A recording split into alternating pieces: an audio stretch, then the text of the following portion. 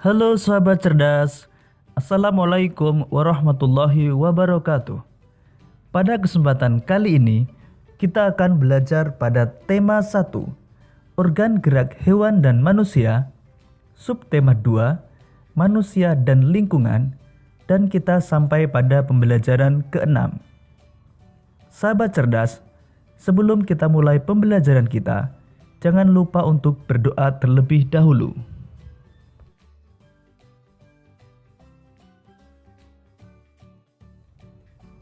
Sahabat cerdas, pernahkah kalian bermain sepak bola?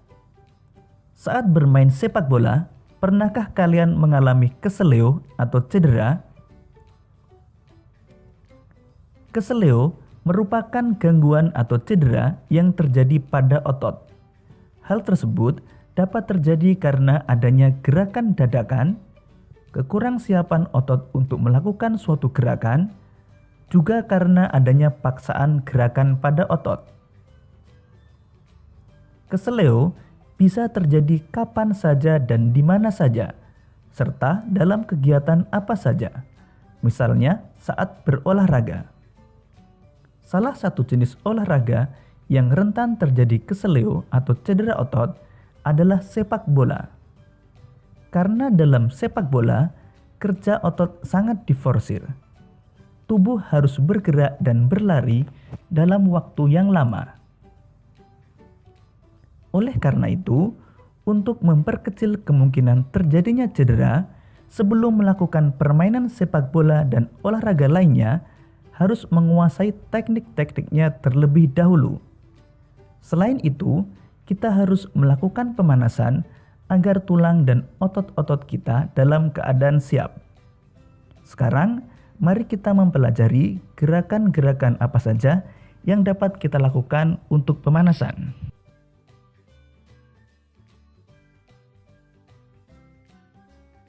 Sahabat cerdas, berikut ini macam-macam gerakan otot yang dapat kita lakukan saat pemanasan. Yang pertama, gerak membengkokkan. Contohnya gerakan membengkokkan lutut, siku, dan ruas jari. Kemudian gerak meluruskan. Contohnya gerakan meluruskan lutut, siku, dan ruas jari. Kemudian gerakan mendekatkan. Contohnya gerakan mendekatkan tungkai dengan tubuh. Kemudian gerak menjauhkan. Contohnya gerak merentangkan tangan dan gerak tungkai menjauhkan dari tubuh. Kemudian gerak memutar. Contohnya gerakan memutar lengan. Dan yang terakhir, gerak menekan ke bawah atau menurunkan. Contohnya, gerak mengentakkan kaki dan gerak menekan benda menggunakan tangan. Sahabat cerdas, selain melakukan gerakan-gerakan pemanasan tadi, untuk menghindari cedera, kita juga dapat melakukan beberapa hal yang dapat menjaga dan merawat kesehatan otot. Sekarang, mari kita mempelajari lebih jauh tentang cara menjaga kesehatan otot. Cara menjaga kesehatan otot. Yang pertama, menghindari gerakan yang membebani kerja otot secara berlebihan. Agar terhindar dari gangguan atau cedera otot, maka kita harus menghindari kegiatan atau gerakan yang dipaksakan, gerakan tiba-tiba, dan kegiatan-kegiatan yang terlalu membebani kerja otot. Yang kedua, melakukan peregangan. Lakukan beberapa gerakan peregangan sebelum dan sesudah melakukan aktivitas tertentu yang memanfaatkan kerja otot dalam jangka waktu yang lama, seperti berolahraga, berjalan jauh, atau berlari. Dan yang ketiga, melakukan latihan rutin. Latihan rutin yang dapat kita lakukan misalnya jogging, bersepeda, atau latihan kebugaran di pusat kebugaran. Kemudian yang keempat, memenuhi kebutuhan cairan tubuh. Kebutuhan cairan setiap orang berbeda-beda. Sedikitnya mengonsumsi 6 gelas air sehari agar dapat menjaga kesehatan tubuh. Dan yang kelima, mengonsumsi makanan yang bergizi dan bermanfaat bagi otot. banyak jenis makanan yang mengandung gizi yang baik bagi otot, khususnya untuk pembentukan otot. Misalnya, putih telur, susu, ikan tuna, sayur brokoli, daging sapi, minyak ikan, keju, dan lain sebagainya. Dan yang keenam, meringankan nyeri otot.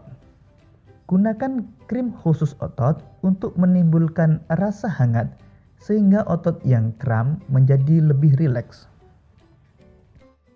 Sahabat cerdas, berbicara tentang otot membuat Pak Guru teringat dengan Ade Rai.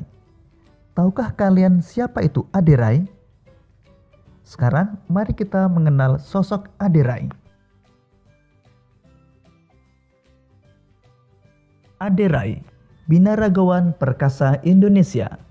Ade Rai adalah sosok pria perkasa yang sangat terkenal di Indonesia, bahkan di dunia.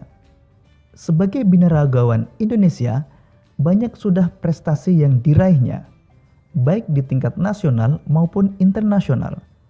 Saat ini, Ade Rai telah pensiun sebagai atlet binaraga. Meskipun demikian, ia tetap aktif menjadi pembina dan membuka tempat kebugaran di beberapa daerah di Indonesia. Kalimat utama pada paragraf pertama terletak pada kalimat pertama. Jadi, ide pokok paragraf pertama dapat kita tuliskan, Ade Rai adalah binaragawan yang sangat terkenal di Indonesia, bahkan di dunia.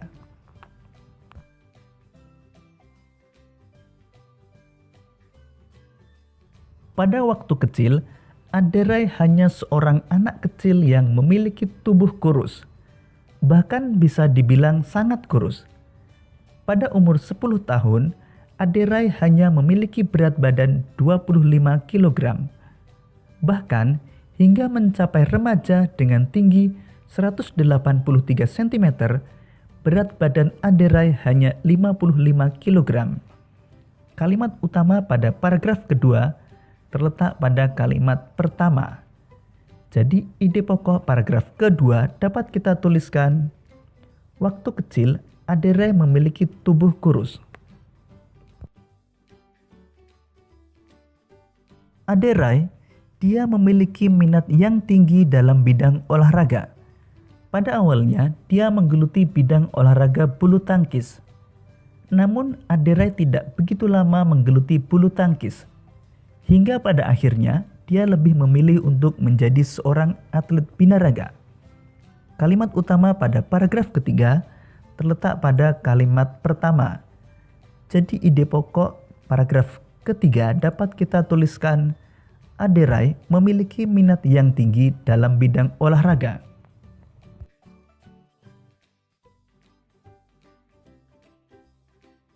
Prestasi pertama Ade Rai dalam bidang binaraga diraih pada tahun 1995. Prestasi tersebut memicunya untuk terus aktif mengikuti berbagai kejuaraan, mulai dari lingkup kecil hingga besar, mulai dari lokal, nasional hingga internasional. Hingga akhirnya Ade Rai terus berkembang dan meraih prestasi demi prestasi dari berbagai kejuaraan. Kalimat utama pada paragraf keempat terletak pada kalimat pertama. Jadi ide pokok paragraf keempat dapat kita tuliskan, prestasi pertama Ade Rai dalam bidang binaraga diraih pada tahun 1995.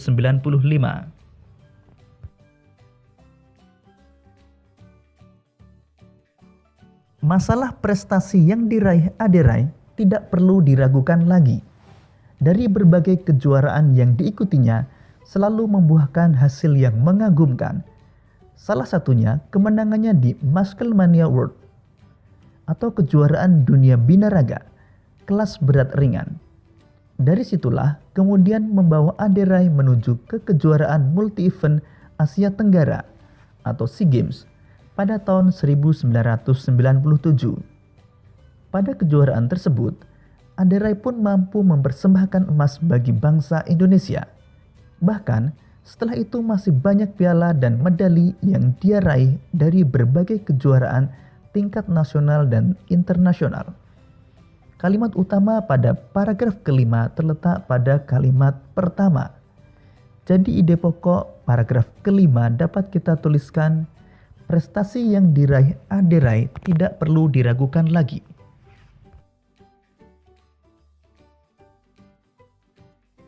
Berkat prestasi-prestasinya itulah, Aderai turut mempromosikan binaraga di Indonesia. Dari sebelumnya yang sepi peminat, hingga akhirnya olahraga binaraga menjadi olahraga yang banyak diminati di Indonesia, baik oleh pria maupun wanita. Kalimat utama pada paragraf ke-6 terletak pada kalimat pertama. Jadi ide pokok paragraf ke-6 dapat kita tuliskan, berkat prestasi-prestasinya, Aderai turut mempromosikan binaraga di Indonesia.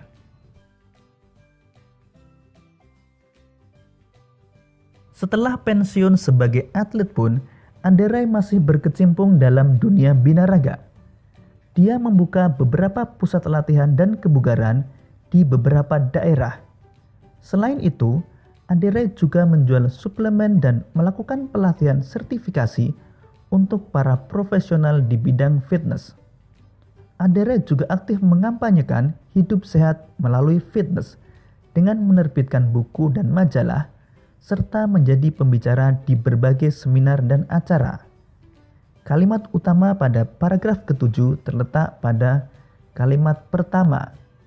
Jadi ide pokok paragraf ke-7 dapat kita tuliskan, setelah pensiun sebagai atlet, Aderai masih berkecimpung dalam dunia binaraga.